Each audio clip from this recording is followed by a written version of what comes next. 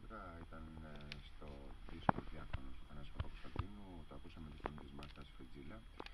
Αναφερθήκαμε στην Κέρκυρα πριν από αρκετή ώρα με ένα τραγούδι που μας είπε ένα Βλαχοπούλου.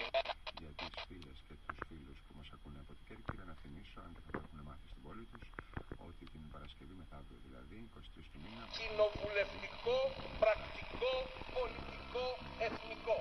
Γι' αυτό έχει τεράστια σημασία το ΠΑΣΟΚ να είναι ο εγγύητης, ο καταλήτης, ο ρυθμιστής, η τρίτη εντολή, ο τρίτος πυλώνας.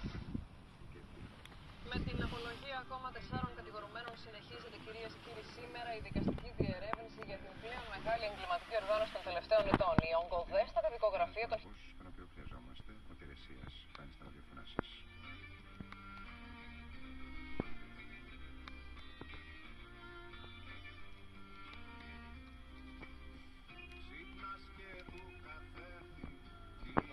Και υπέροχο άρμα.